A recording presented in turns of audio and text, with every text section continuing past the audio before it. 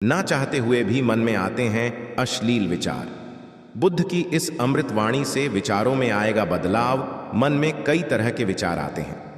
कभी कभी तो ना चाहते हुए भी मन में अश्लील विचार आ जाते हैं, लेकिन महात्मा गौतम बुद्ध की इस कहानी से आपके विचारों में बदलाव आएगा। मनुष्य का मन बहुत ही चंचल होता है और इसलिए मन में कई तरह के विचार उत्पन्न होते हैं। क्षण भर में ही व्यक्ति का मन कई चीजों को सोचने लगता है। इसलिए तो कहा जाता है कि मन को काबू करना आसान नहीं, लेकिन गौतम बुद्ध मन को नियंत्रित करने के आयामों के बारे में भी बता चुके हैं। मन में विचारों का आना गलत नहीं है कि, लेकिन मुश्किल तब हो जाती है या विचार ऐसी परिस्थिति में गलत होते हैं जब मन में अश्लील विचार आते हैं। कभी कभी तो ना चाहने के बावजूद भी मन में अश्लील विचार आते हैं। अगर आपके मन में भी ऐसे विचार आते हैं तो गौतम बुद्ध की इस कहानी से आपके विचारों में जरूर बदलाव आएगा।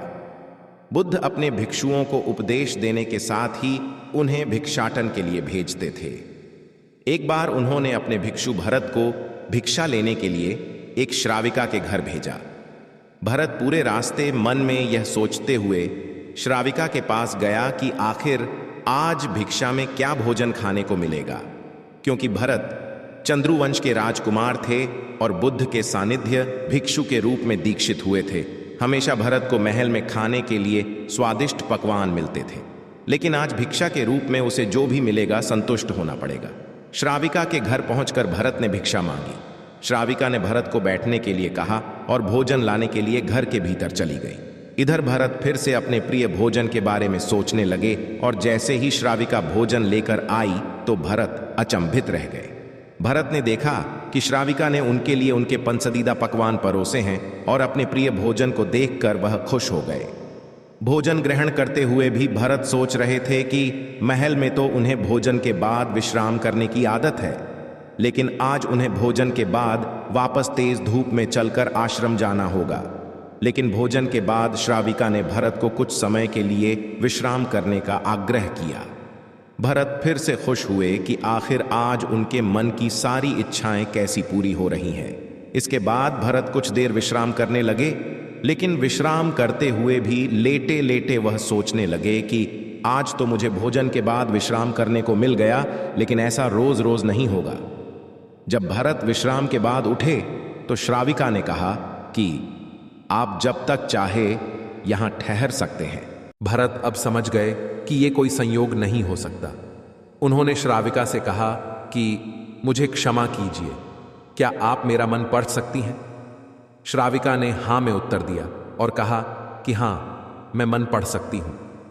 शुरू में यह कठिन था, लेकिन फिर मैंने स्वयं के मन विचारों को देखना शुरू किया। पहले मेरे विचारों की संख्या अनगिनत हुआ करती थी। इसके बाद मैंने विचारों पर ध्यान केंद्रित किया, बिना पक्ष विपक्ष के अपने विचारों को देखने लगी। इस तरह से धीरे धीरे मेरे मन में विचारों की संख्या कम होती गई और सारे व्यर्थ विचार दूर हो गए। इसके बाद से ही मैं दूसरों के मन में चल रहे विचार को पढ़ लेती हूँ। हालांकि श्राविका की बात सुनकर भरत घबरा गए।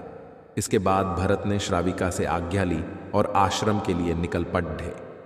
रास्ते में भी भरत फिर से मन में आए विचारों का स्मरण करने लगे कि श्राविका के बारे में उसके मन में अश्लील विचार भी आए थे। श्राविका ने उसे भी जान लिया होगा, वह मेरे बारे में क्या सोचती होगी। भरत खुद को लज्जित महसूस कर रहे थे।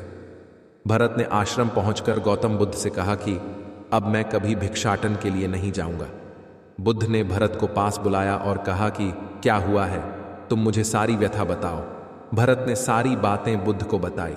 इसके बाद बुद्ध ने कहा कि अगले 1 हफ्ते तक तुम भिक्षाटन के लिए उसी श्राविका के घर पर जाओगे, लेकिन तुम्हें इस बात का ध्यान रखना होगा कि कल भिक्षाटन के लिए जाते हुए तुम अपने चित्त को पूरे होश में रखना।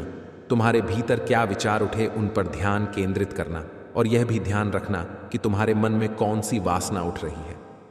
तुम कल इन सभी चीजों को ध्यान में रखकर जाना और इसके बाद मुझे वापस आकर बताना। अगले दिन भरत भिक्षाटन के लिए गए। बुद्ध के बताए अनुसार वह पूरे रास्ते अपने होश को जागृत रखते हुए चल रहे थे। जब श्राविका का घर आया तो भरत ने भिक्षा मांगी। उसके भीतर कोई वासना नहीं थी और ना ही कोई विचार उत्पन्न हो रहे थे, क्योंकि उसने अपने मन को पूरी तरह जागृत रखा था। भरत ने भिक्षा ली और आश्रम चला गया। भरत ने बुद्ध को प्रणाम किया और कहा कि आज उसे जिस आनंद की अनुभूति हुई वह पहले कभी नहीं हुई।